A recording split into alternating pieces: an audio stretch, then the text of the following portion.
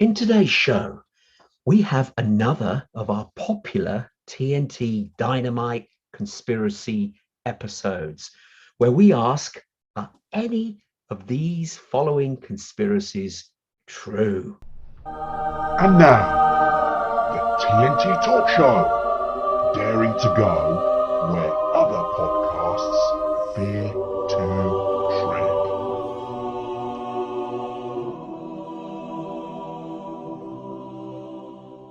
Hello, I'm Tony Fasula, and I share the stage with my esteemed friend and colleague, Tayo Bowyer. Tayo, hello, my friend, once again. I hope you are keeping safe and well. Well. You're getting worse. Don't say hi to the audience. Don't like me to be asked how well you are. I mean, Yeah. Okay, I am not going to ask you to say hi to the audience. I'm going to do it. Hi, audience. Hope you're well and hope you enjoy this particular episode. Now, What else? One day I will motivate you enough where you feel the need to say hi to our audience. Anyway, in today's show, we discuss the first of our conspiracies, which is one that actually does make me laugh, but Tyre came up with this. And it is Michelle Obama really a man called Michael LaVaughn Robinson? Tayo, as you came up with this, do you want to kick things off? I can't remember how I came across this story. Oh, it was on request. A listener of ours Okay. requested it. I told you his name, and I wish I had it here so I could refer to him. By the end of the show, I'll try to remember who asked and said, "Look, could we look into this and talk about it?" And I found it a little bit hilarious, and I think I sent it to you, and I believe you found it a little hilarious too. Yeah. But then I came across a video, a couple of videos really, and it's undeniable that every so often, when she was First Lady, Michelle Obama was videoed with something strange in her groin, which for a woman really ought not be there. And in fact, in one particular video, right. I've got to say this, but how would we, both as us as men, really know what a woman should be in keeping in that area? Not to blow my own trumpet, but I have had the pleasure of being entertained by several women in the course of my lifetime, and I've never found anything untoward that shouldn't be there. Of course, I've never traveled to Thailand or Bangkok or anything, but still, I've always found that it's everything to be as I had expected and I had seen in my biology book. So when Michelle Obama, there's this particular, I was still thinking, I don't know.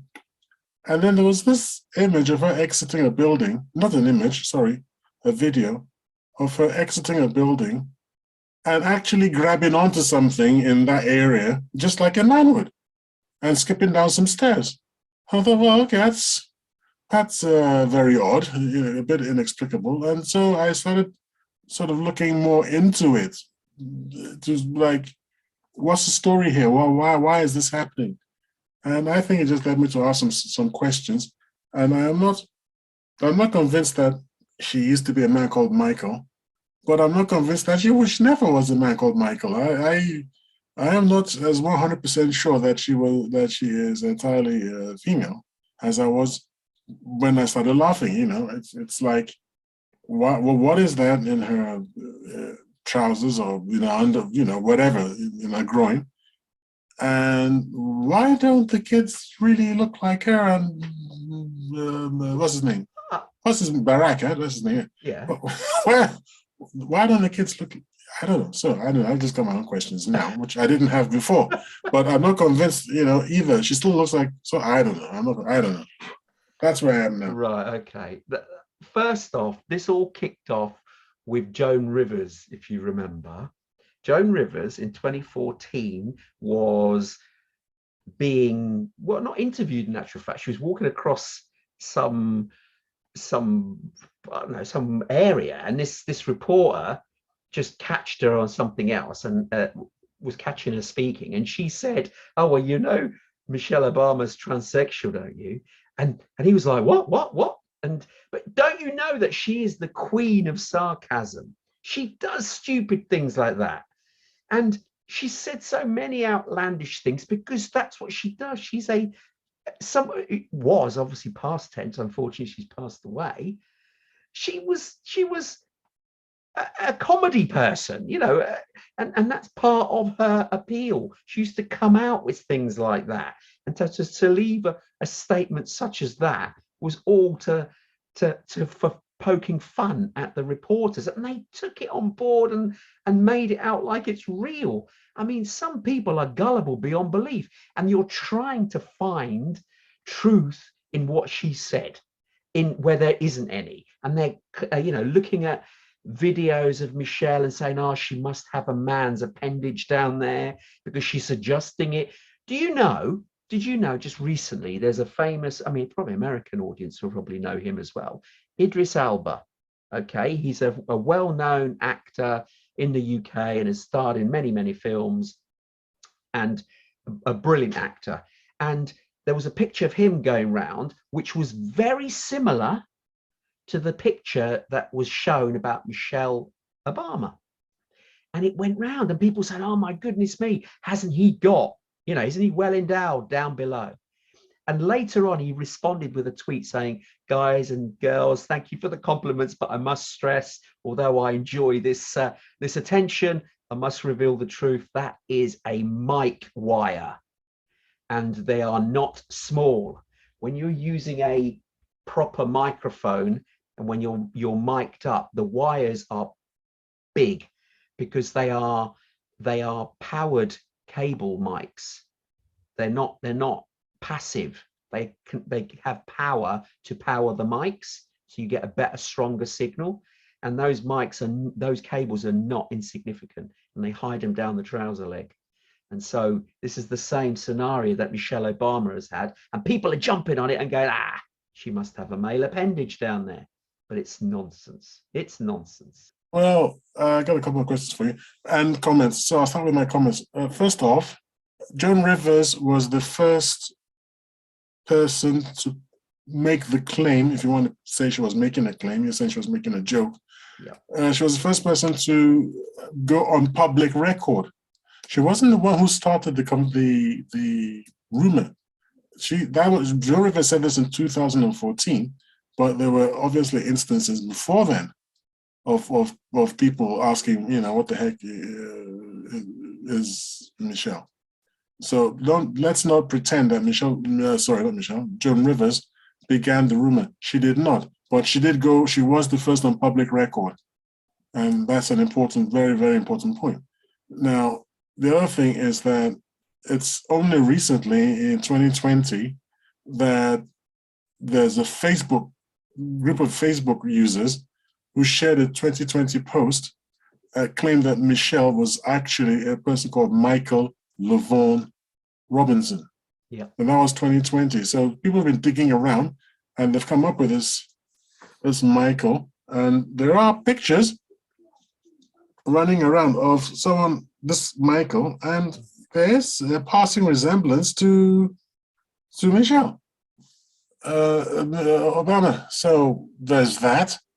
And then there's the question about the kids. I think one report I saw showed the a couple who themselves not really that close to Barack and Michelle, but close-ish, right race and everything. And they actually looked a lot more like the older daughter, and I don't know what the heck their names are. They look a lot more like the Obama's supposed older daughter. Okay. And the younger one doesn't really look like anyone. Okay. So, I gotta be honest, at first blush, you think this is nonsense. But at this point in time, the only reason I'm not really sold on it is just I think her doctor would have stepped forward by now and said, I don't think you could keep this a secret. If she really was born a he, I don't think you keep it a secret, given the fractious nature of America's politics. Oh yeah, and so those are my comments. And then I got a question for you. I got a couple actually, just two. But which other first lady had anything like this said about her? So it's only Michelle who uses a mic. Other first ladies use the mic, surely. No one has accused Hillary Clinton of having anything where it ought not be. Why is it Michelle? Why is she using this mic? How many first ladies wear trousers like Michelle Obama? They normally wear skirts. And when you have a skirt, it's pinned at the back and rolled down inside the skirt and doesn't come round the front. But Michelle Obama is renowned for wearing quite baggy trousers. Maybe she's more comfortable in trousers.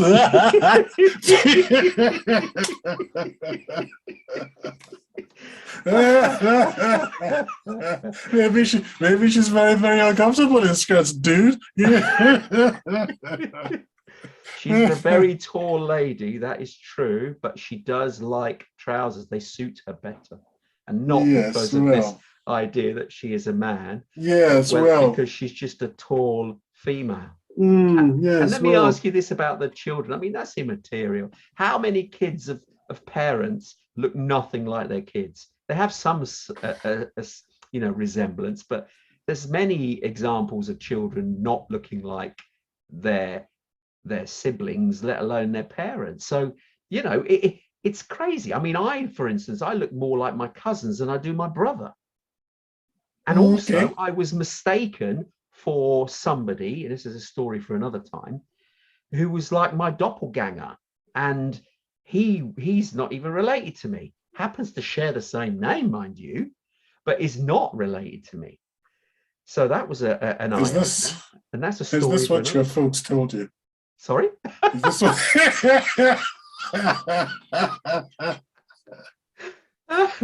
Because I find you so gullible on some occasions, man. Taya wasn't there. I said, look, man, let's just have a little think about this. Do a little digging, okay? Oh, brilliant. No, I can rest assured that this guy I was mistaken for was in Las Vegas. I happened to be in Las Vegas working, and I was mistaken for someone called Tony Fasula because I had a name badge on at an event, and people thought I was strange that I was there, and I was like, "What? I'm from the UK," but they mistook me for someone else. It looks like you, and it has your name. Yes, that is really weird. It is weird. I don't think I've even heard about it before, to be honest. Have I not mentioned this to you? No, I haven't heard about a doppelganger also having the same name. I've heard about doppelgangers, but it's so weird that then, I mean, what are the odds, man? They're like, I know, incredible, aren't they?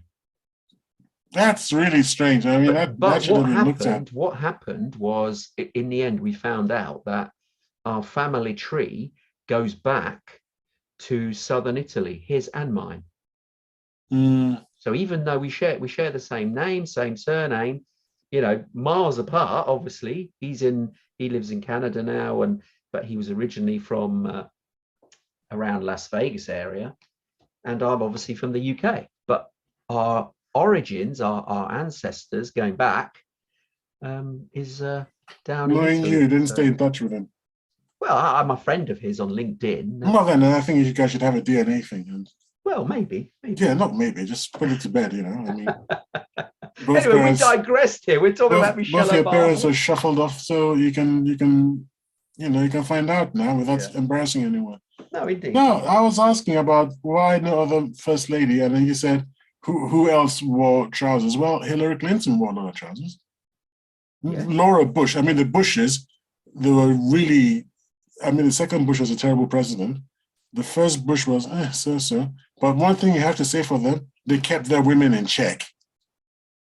Do you even know what Laura Bush looks like? Not really. Great. That's how it should be. I didn't elect Michelle Obama. Why the heck was her face plastered everywhere? I didn't elect Hillary Clinton. because So they're I just liked it. more liberal and more No, I didn't. We elect. I didn't elect population. anyone, to be honest. I'm not American, but the Americans elected the Bushes, and they elected Barack, and they elected what's his name? What's his name? Donald Trump. And even in Donald Trump's case, we saw far too much of what the hell was it? Millennia or something? Or Millennia. Yeah, I think that's her name. Yeah, I can't remember. It's Mill something anyway. Because it gives more credence to the husband. It shows a softer side that they're not a softer side. He doesn't know how to control his wife. That's what I see. I see a weakling, man. It's like, control your women, my friend. Well done, the Bushes, for all of that. Let's keep on point here. We're talking about Michelle Obama particularly, rather than whether the no, I'm just trying to say the trousers thing. I mean, I can't remember the Laura Bush. I can't hardly remember what the hell she looked like. I don't even. Oh, Barbara Bush was the Barbara Bush. His mother was his mother. Yeah, and I remember her. She had good, big white hair. She reminded me of Betty White. Yes, she did. She did. I don't think you do remember her. Well, vaguely. I remember her because when I think of her, I'm thinking of Betty White. I'm not really, Yes, there was a resemblance because of the big hair, which was nice. Yeah, I don't think she wore trousers now. So, okay. Who was before her? Clinton. Before? No, not the first Bush. No, was it? Yeah, he was after, wasn't he? Okay, who was before? We're digressing. I'm trying to remember who was wearing trousers, man. I'm not digressing. I'm actually trying to remember what first lady was wearing trousers. It's. I think that we've that ship sailed now. We've spoken about Michelle Obama. Let's move on, because is that your final thoughts? So let's move on to another conspiracy, because my final thought is that you haven't actually convinced me that she wasn't a. What's the likelihood? Let's address that. The likelihood that she was a man without it ever coming out, other than these few, these very loose, ridiculously maybe for you, but I'm not prepared to say, I'm not prepared to give it 50-50 at this point. Oh. Okay. Yeah, I don't really believe it, but I don't really not believe it. So that is 50-50. I can't bring myself to believe it, but if I woke up tomorrow morning and said, you know what, it was true, I'd be less shocked than you. I'm not shocked. I said if we woke up tomorrow and somebody said, look, it's been proven, that's Michael, you'd fall out of you fall out of bed. No, I wouldn't. I'd be like, oh, okay. We discussed that in a TNT talk show.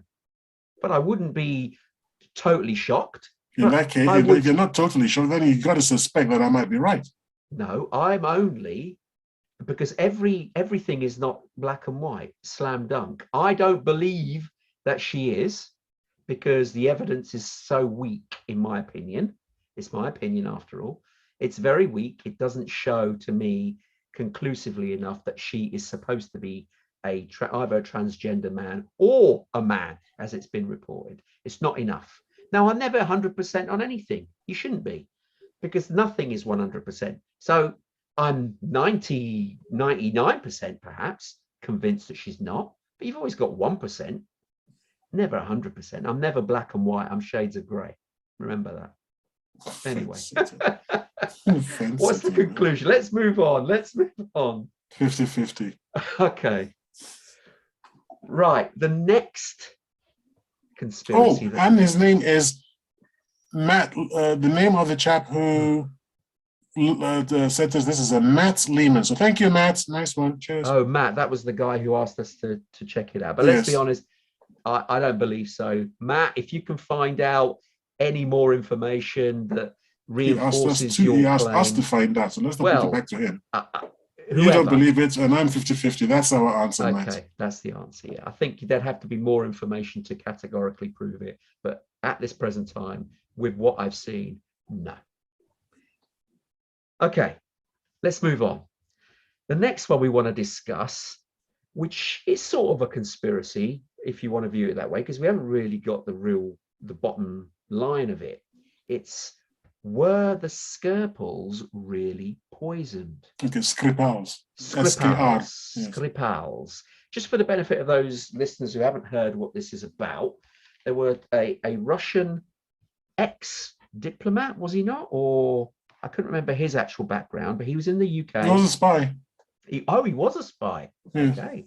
ex-spy, Russian spy, now living in the UK, and with his daughter as well, adult daughter, and they were poisoned, claimed by the British government, by the Russians using a Novichok poison.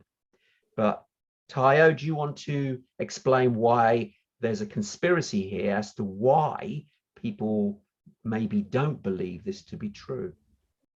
Don't believe it to be true, or believe it to be true that he was poisoned.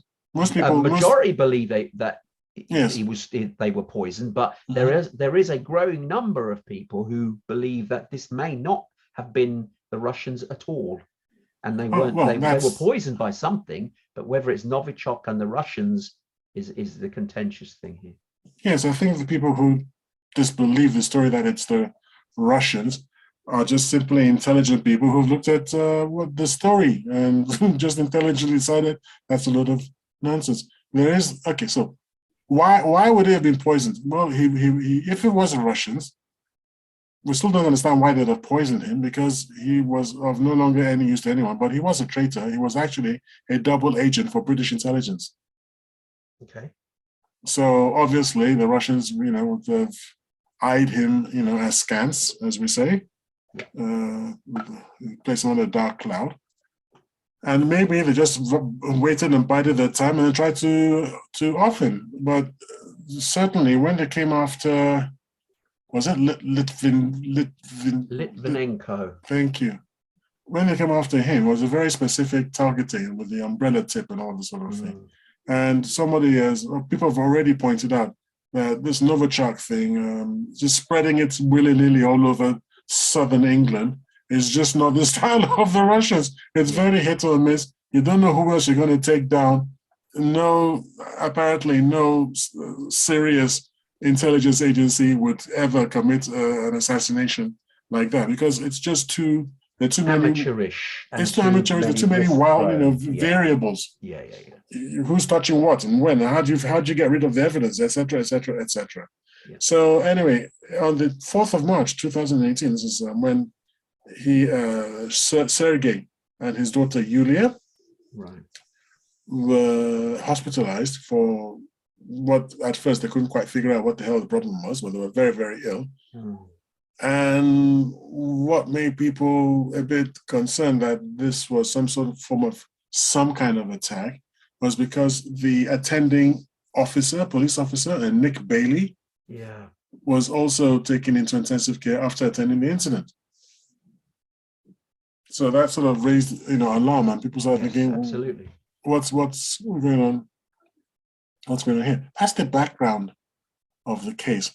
And it was only a few days later when the British government said it was Russia trying to kill the Skirpal, Sergei Skirpal. And they're supposed simply because of his circumstances. So I don't think it was the evidence that led them. Then it's funny because our previous episode, you and I discussed, we're talking about the nature of evidence. I don't think there was evidence that this had anything to do with the Russians. I think it was he's an ex-Russian double agent. If what is it? Means, opportunity, and the third one is means, opportunity, and reason. No? Motive. Yes, exactly. Motive, yeah. So who would have had a motive? And I think we just settled on the Russians, and that's why. And then, interestingly, when they were asking President Putin, he was like, "What? Why? He's a nobody to me. I mean, yes, if we got him back here, sure, we threw him in prison, but he's not that important, and the information that he took away with him wasn't, of that great value to us, for us to mount, for us to mount an operation to assassinate him or to murder him, depending on how you want to put it." And then, of course, just before I let you hand the mic back over to you, there is the small issue of two completely unrelated Brits being poisoned on the 30th of June, same year, 2018, in a town called Amesbury. Amesbury. Yeah, which was near Salisbury, which is where the original situation. And one unfortunately died, didn't she? She died. There's two. There's a Dawn Sturgis. Yeah, but didn't they take a bottle of Of perfume that belonged to the Skirpals, the Skripals? Didn't they take that? And that's how well, they found a perfume bottle in a litter bin. Hmm. And the two men who were later accused of being the perpetrators, and it's all very murky at this stage, and Alexander Petrov and Ruslan Bushirov, they never went near Amesbury, and no one ever explained satisfactorily how did the perfume bottle get to Amesbury. Mm. You see? So when you look at it, you go, it's all ifs, whens, buts, and howsoevers, and all there's this website, and I have to be careful here because they're called Bellingcat. And quite frankly, this Bellingcat, the serious, well, anyway, I Bellingcat, no, for me. That's not what the Bellingcat go on? They're to an say? investigative website, and they're the ones who sort of positively identified this Ruslan Ruslan and Alexander, the two Russians. Boshirov and Petrov. Yes. You pronounced it far better than I did. Oh, I'm just faking it. Okay. It sounded convincing. I love it, Petrov and Bushirov. So it sounds as if I know what I'm talking about, but Russians are probably screaming away from their radios. Yeah. From the radios, yes. Okay. I mean, yes, you're absolutely right. In actual fact, I mean, I think it's more the services here in the UK. I mean, obviously, something happened. There's no denying that something happened to the Skripals. Okay, they were both affected. Also, something happened to the police officer when he visited the home. He was ill as well.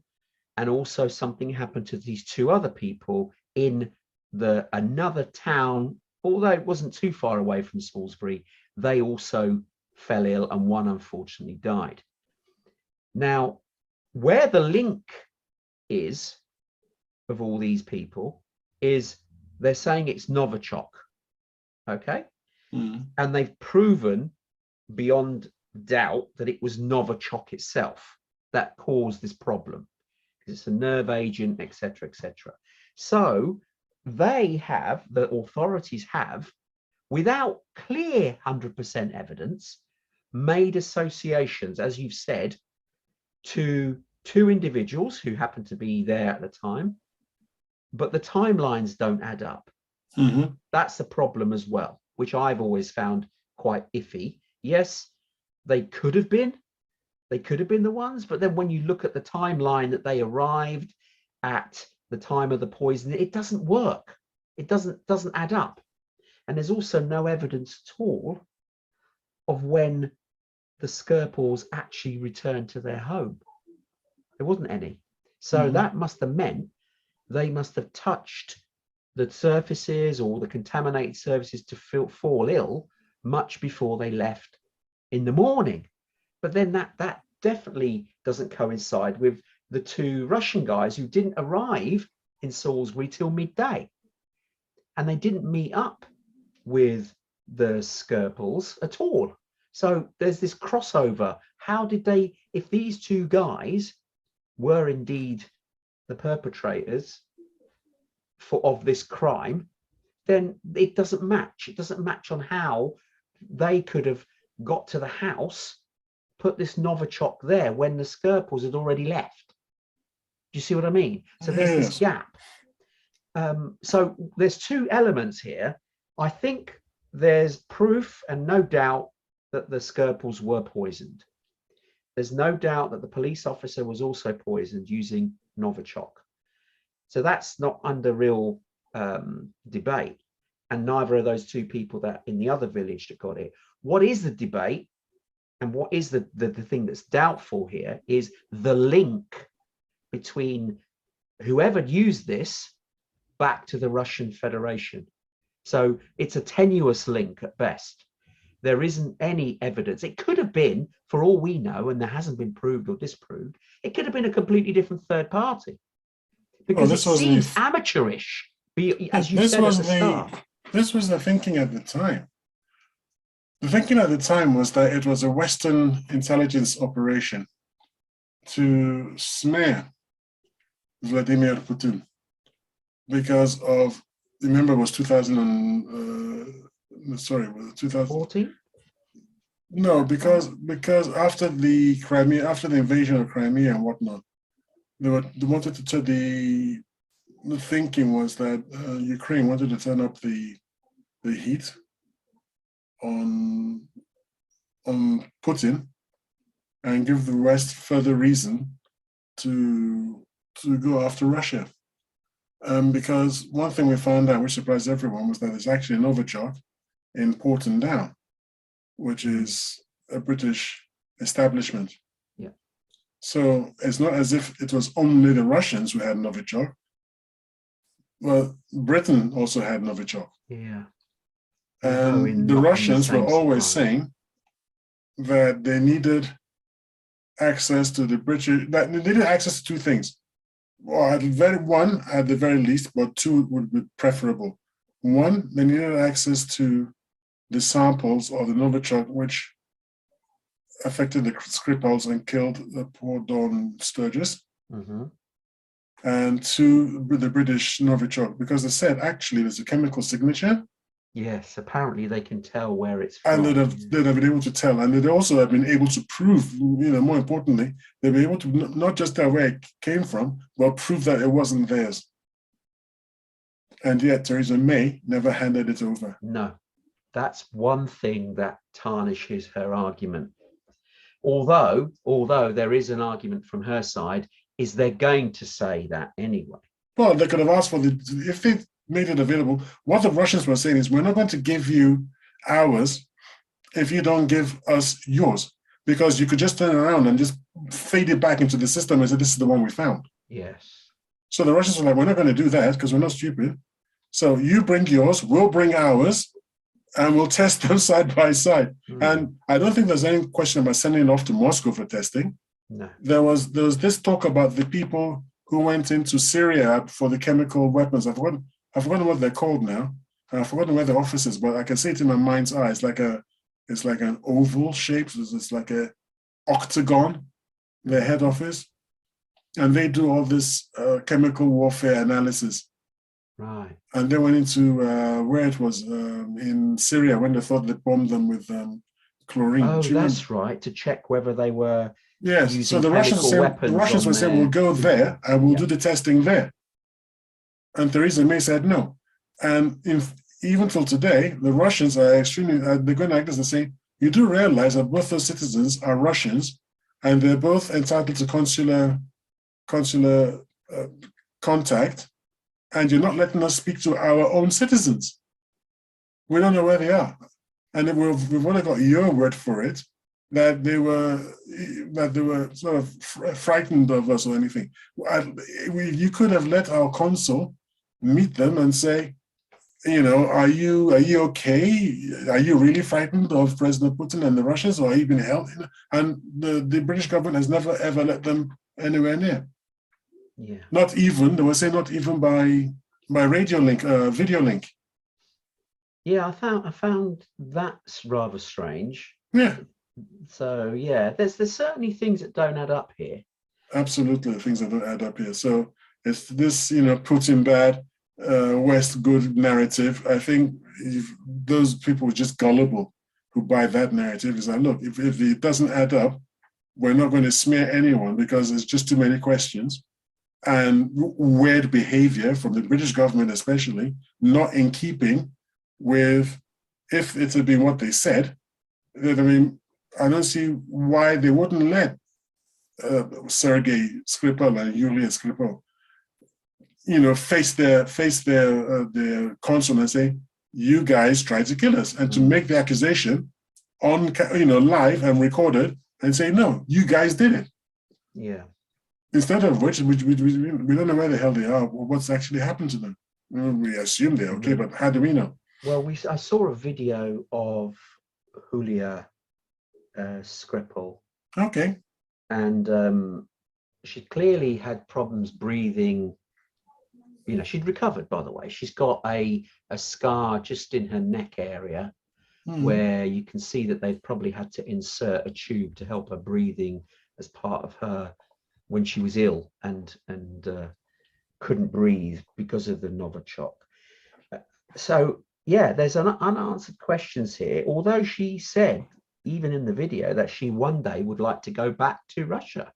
So this is strange in itself, that she wasn't really having a beef against the Russian government, which is quite strange. Well, definitely the Russian government wouldn't have had a beef with her because she was never a double agent. It was a so they had a beef. If they had a beef, well, they do have a legitimate beef with Sergei. Yes, and she would have been collateral damage. But then, although that would have certainly, if you're collateral damage, you certainly wouldn't be best pleased with whoever the perpetrator was, would you?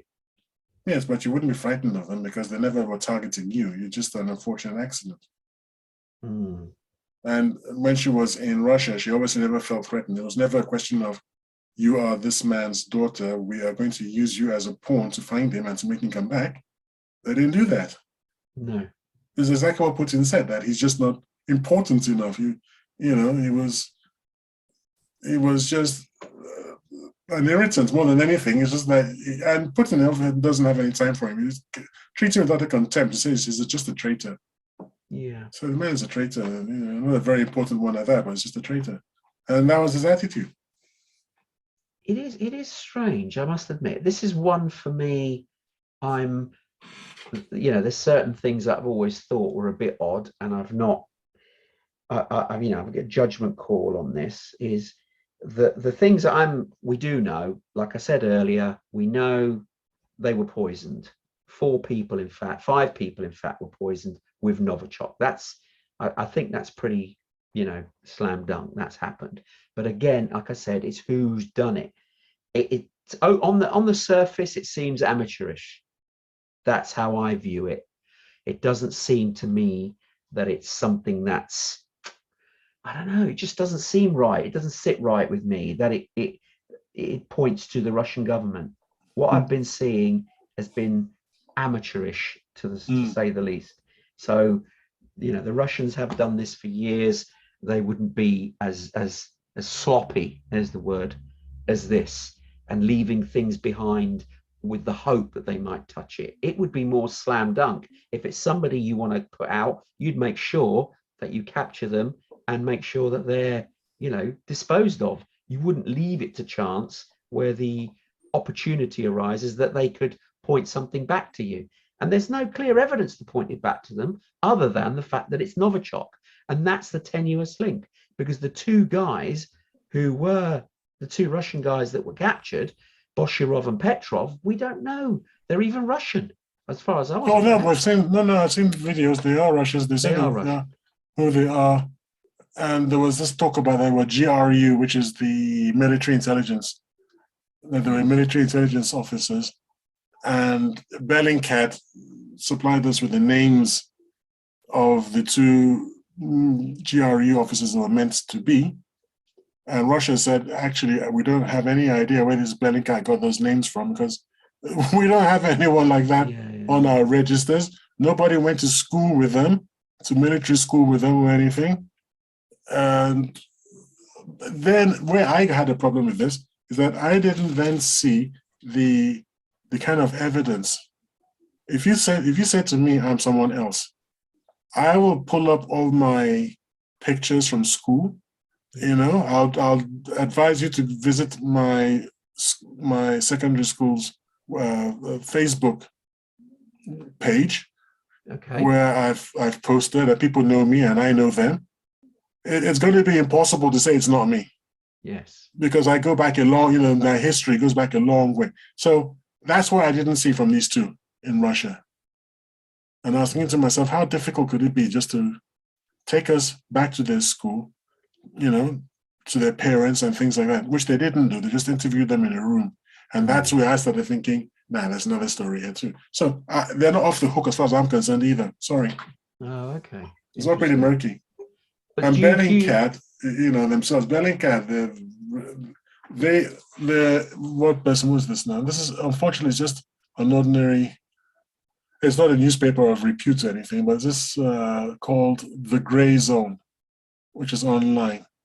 I need to find that because I like the grey. So yeah, for you, I think we call it sitting on the fence zone. But, yes, okay, they're your favorite. It says Bellingcat, who is the mysterious author of Bellingcat's attack on OPCW? Isn't that the name of the group? I was trying to remember, the OPCW. Possibly. The people who were supposed to investigate, whatchamacallit, Organization for the Prohibition of Chemical Weapons. That's them. Right, it is. Do you remember? Yes. Yes. And Bellingcat, apparently they tried to smear OPCW, but they themselves were caught, according to thegrayzone.com. And the other is the German expert, when Bellingcat got involved in the MH17 so-called photo scoop. And this German investigator looked at it and said, no, this is all very, very dodgy indeed. So when it comes to Bellingcat, a lot of people the word dodgy keeps popping up. Yeah.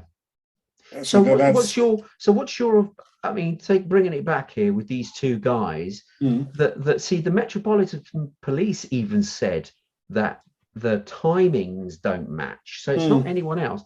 It's the Met have said this, that these two guys couldn't have, as far as the timings are concerned, have poisoned the Skirpals.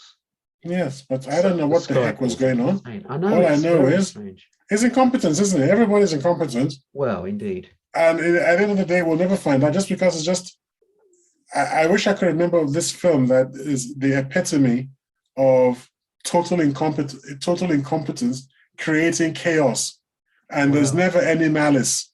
It's simply misunderstanding and incompetence. I mean, if in one sense it could be any of the Pink Panther films, but I'm not thinking about that. I'm thinking about something far newer than that, but really funny, because there was never anything, there was never anything dangerous going on. It was just idiots, and I think it was based in America, Washington or something. Just, spooks, misunderstanding situation and getting overly excited. Indeed. I mean, in this case, it just sounded incompetent, even the way that if it was them that actually did this with Novichok at some point, it was still amateurish. I mean, and how did they survive, by the way? They're going around smearing things. Exactly. How would they do it without them contaminating themselves? It just seems really odd to me. And it certainly did not add up. But okay, final conclusions before we move on to another subject. What's your view in this particular example? Well, what's the question then? Well, were the Skirpals really poisoned, and by the Russians? Were they really poisoned? Yes. By the Russians, don't know. Indeed, I'm the same. I mean, obviously, like I said, I think they were poisoned. Clearly, they were poisoned with Novichok. Clearly, but I'm still it's still out for debate whether it was indeed the Russians. Not enough evidence, as far as I'm concerned. But you should probably have asked a different question: were they poisoned on purpose? Not just were they poisoned. Novichok's not something that you would. Yeah, but the two in Amesbury, were they poisoned on purpose? Well, we haven't even discussed that. Were they? Yeah. What have they got to do with it? Absolutely nothing. Everyone says, yeah. So how come, just the only thing that happened is that Sergei Skirpal happened to be this double agent. That's it. If he had been not Sergei, guy, but Stephen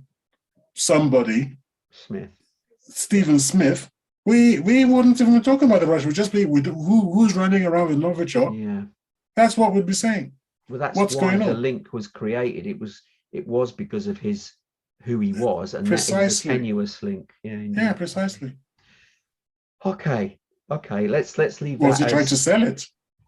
Well, don't know. Did he have some from his days as a dodgy character? Was he trying to sell it back to the Russians? So those two went to buy it. He wasn't home or something, and whatever. Who knows? Yeah, we don't know. It's certainly an unknown. So we'd like the listeners as well to see what their views are That would be on this fun, yeah. particular one. Yeah. If you could give us some feedback on our Facebook page. We haven't actually mentioned what it is for ages, have we, for our listeners? We think we should. Just for your benefit, it's www.facebook.com, the TNT Talk Show. So look for us on Facebook, and any comments about this show, we will gladly respond to. Right, let's move on. Okay, the next conspiracy that we wanted to talk about was there's a ship that was missing in the Bermuda Triangle for many, many years, has been reportedly discovered in the Sahara Desert. Tayo, this is one that you wanted us to discuss. Yes, well, I was shocked, and I believe someone sent it to me on one of our Facebook posts and said, have I heard about this? And I had not. This is concerning a ship whose name I am frantically searching for as I speak, disappearing in 1963. Was this SS Cotopaxi? No. Oh, okay. There's me looking at a different ship. Oh dear. How many of these bloody ships are there? This was the several. Well, apparently, this was the SS Marine Sulphur Queen. 1963, she disappeared, only to very mysteriously reappear in what year did it reappear? Several in the Sahara. In the middle of the flipping Sahara. Not so very long ago. I'm looking for the date, actually. I can't find the date yet. It just seems that okay. Let's be honest. That is incredible. If it is discovered again after many, many years, yeah, you could say, okay, they've unearthed it in and around the area that it went missing, which obviously is the Bermuda Triangle. We've spoken about the Bermuda Triangle before. You know, this block area of a triangle-shaped area of the sea, which unusually ships have disappeared over time. But you're saying that this ship didn't surface or wasn't discovered. It was found in Africa in the Sahara Desert. Yes, and normally you just wave it away and talk nonsense, absolute rubbish. Unfortunately, we have a Libyan, unfortunately or fortunately, sorry, it depends on your feelings on the subject. Mm-hmm. We actually have a Libyan National Army spokesman, Mohammed al-Zahiri, giving a news conference and confirming the story. So you can't just turn around and say, oh, a lot of nonsense. Wow. And he says there were Soviet cigarette butts and packaging from the 1980s on board, as well as cans and trash from the same time period. As if the ship... Didn't you say that it disappeared in the 60s? Yeah, 1963. So how did it have stuff from the 80s on the ship? Unfortunately, you interrupted me, so okay, I hadn't finished my quotation. Okay. So, open quote. That's what I should have said. Then you'd have known I hadn't finished. Open quote. There were Soviet cigarette butts and packaging from the 1980s on board, as well as cans and trash from the same time period, as if the ship had been inhabited by squatters, end quote. Okay. So the ship had been gutted, it had been looted, raided. So he thinks that the nomads had found it, taken what they could, and they just used it as sort of handy hideout for a while. These are people in the desert. This is Sahara, the nomads, not the Gobi. You just the Sahara, yes. Sahara. Yeah, the Berbers, if you know who they are, the Sahara nomads in Sahara. Okay. And there's confirmation that this is the ship that was missing, or is it sure it's not another ship? They seem to say it's called the Great Sand Sea. Oh no, that's the name. That's the nickname for the Sahara, the Great Sand Sea. Well, they say it's a region of the Sahara Desert in eastern Libya, and it's the remains of a ship gone missing in the Bermuda Triangle in 1963. It's been positively identified as being the SS, whatever I said before, something Sulphur Queen. Eastern Libya. Now, was this Libya did they find it? Could it not have been transported? Someone found it? 1,200 miles inland from the Mediterranean Sea. 1,200 200 miles 500 inland. foot long ship weighing almost 16,000 tons in the middle of the desert, more than 1,200 miles inland from the Mediterranean Sea. And Now, the writer's having a bit of a laugh as this was a very unusual event for the nomads who found it. You don't say. you don't say. No, really? I need to see this article, and I dare say our listeners who are listening to this must be, what? A ship? It's not even a boat, it's a ship, has been found in the middle of the Sahara Desert, and not just a little way from the shore, 1,200 miles from the shore. That is beyond. I do need to see clear evidence of this. Here we go. Well, just Google SS, whatever thing I told you. I've sent you the link, by the way. The SS thingamajibob. What the heck is on this blooming ship anyway? Why do I keep forgetting the name of the blooming ship? The SS Marine Sulphur Queen. And the funny thing about it, when I was reading up on this, it's hilarious. I had tears in my eyes because when it disappeared back in 1963, the thinking was in its home port of South Coast Florida somewhere. The thinking was, oh, that's hardly surprising because they found life jackets or life vests and the ship's foghorn. They found it, right? So, but the thinking was that, the people were like, oh, we were really surprised that the ship lasted as long as it did. We all thought it was going to sink a lot sooner because apparently safety was kind of lax on the ship. Yeah. And this is what made me crack. It sailed into port one day on fire. What? Offloaded its dangerous cargo of sulfur and departed still on fire. It departed port and it was still on fire. They're like, well, there goes those crazy guys again on the SS Marine Sulphur Queen. So if anyone was going to be found in the middle of the desert, well, there we go. But wow. I mean, I don't know what to say about this. I can do the sums. It was found 58 years later, so I'll do the sums for you. I was trying to figure out when it was found. 58 years later, found. Yeah. I'm looking at the report now. Ship reported missing in Bermuda Triangle 58 years ago, found by nomads in the middle of the Sahara Desert. Wow, this is 2021. It's very recent. It is 2021. Oh yeah, last year. Sorry, I thought we were 2021. No, last year. It is recent.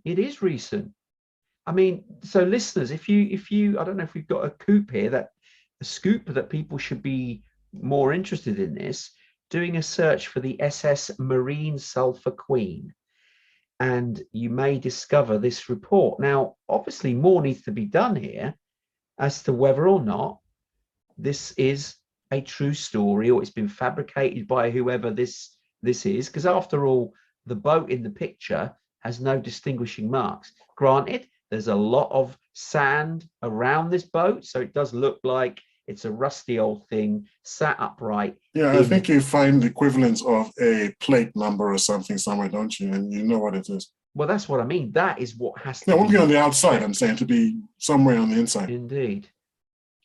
Which will not have been, the thing is, it is upright in the sailing position.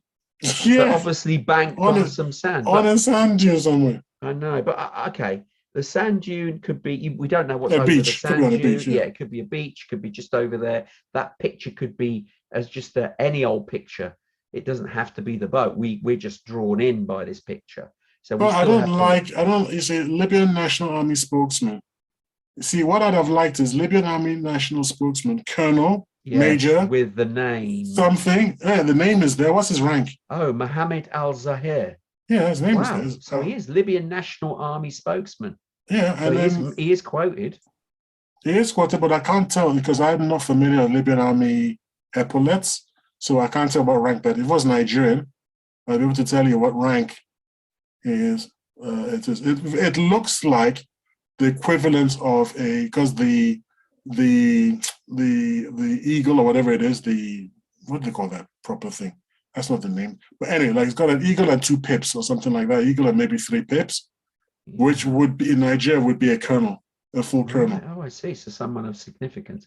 But you from the uniform, mind you, he's got some badges on his on those lapel on Yeah, the top of the epaulets. That's what I'm pits. talking about. Yeah. So I'm looking at the badges. The badges, if it looks to me like there's one that looks like an eagle or something, you know, in coat of arms. That's what I was trying to think. Yeah. And then it looks like he's it's got the coat of arms and 3 pips. Yeah.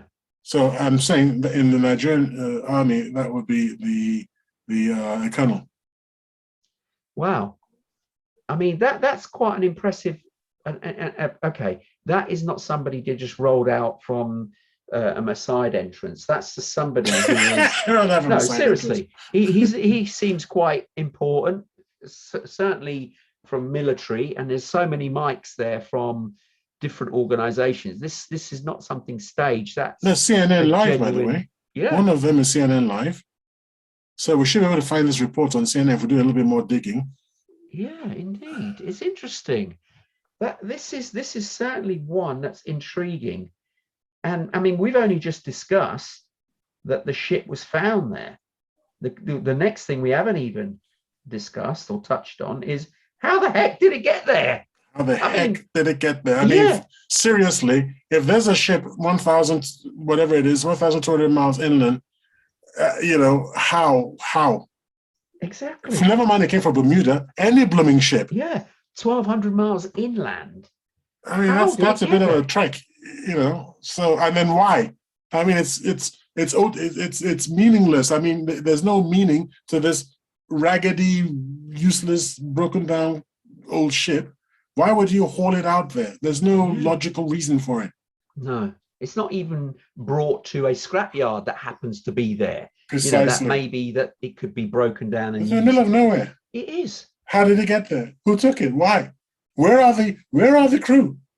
This is one of the most mind-boggling ones that we've discussed. It's a humdinger. It's a humdinger. It is a humdinger. I've never seen something quite as crazy as this one. I'm hoping it's true.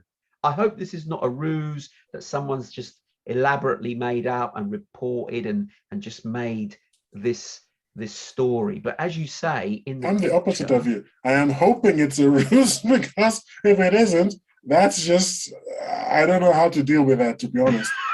if it isn't a ruse, it's difficult to explain. I have nowhere. I usually have some kind of alternative. Okay, it was a storm. Okay, but nothing fits here. No. Nothing makes any sense here. It doesn't make sense. The only thing I'm going to caveat, the only thing is that currently this report is on a site called World News Daily. Oh, the other sites do. Sorry, no, the other site. Okay, if there are other sites reporting the same story, then that ABC News, I think, is one of them. Really? Yeah, abcnews.go.com. I mean, they would be even a bigger. Yeah, but they mentioned this, but they were doing other ones as well. So this is why I took this one. Yeah. Because they were doing 6 mysterious disappearances from the Bermuda Triangle. But that's not all. There are lots of people have touched. Yeah, it's like you say, how did it get there? I mean, you're right. Normally, when there's other conspiracies, you can sort of say things like, well, okay, yeah, exactly, could have done this, it could have got there by, you know, you could come up with just some plausible I've got nothing. reasons. I've got nada. I've got bupkis here. I've got nothing. The only thing that could be the thing that we could take down is the fact that this could be fabricated. Yeah, I'm saying no. That's why I said I hope it's a ruse. I hope it's a hoax, not a ruse. I hope it's a hoax.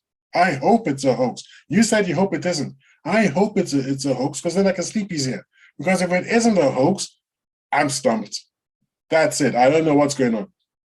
All my logic goes out of the window. It's done. Well, this is okay. I've often said the world's a shades of grey. There's not black and white. Logic does not apply in every case, and this is just something unusual to the nth degree.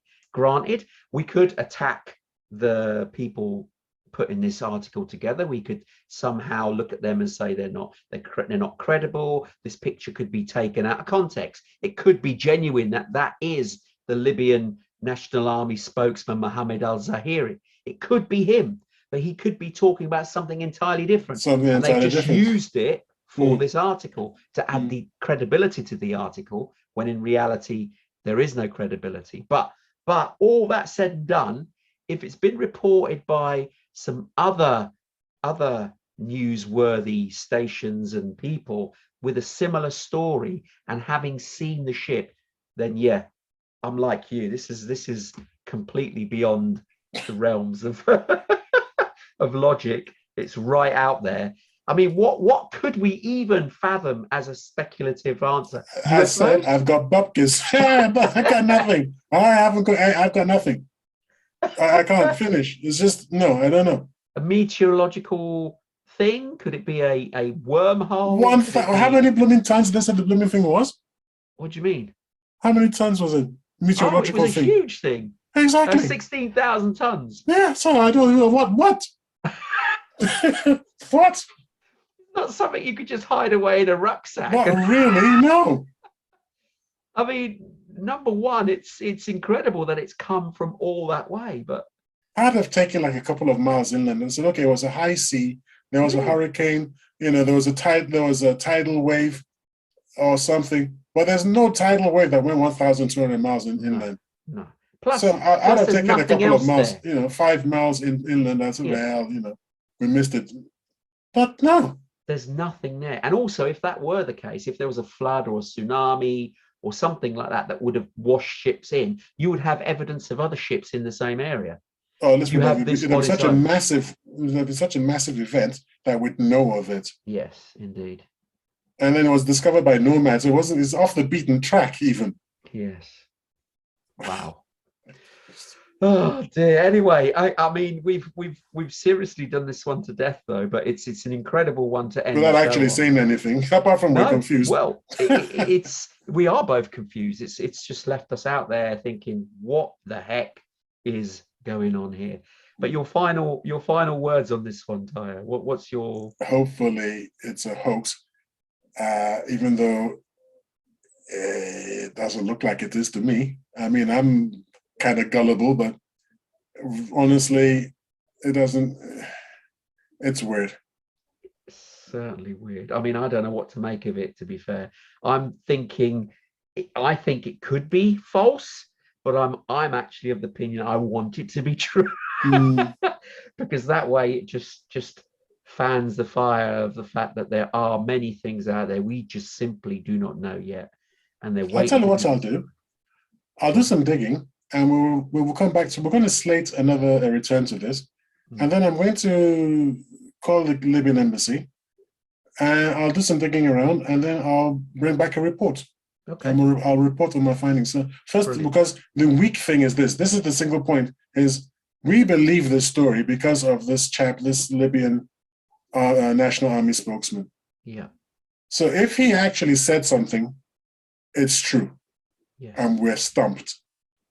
And then if he didn't say something, it's a hoax, and then we're happy. Yes. So that's what I'll do. And I'll come back and tell you and the audience what the story is. Okay. Brilliant. Brilliant. Unfortunately, we've reached the end of the show for another week.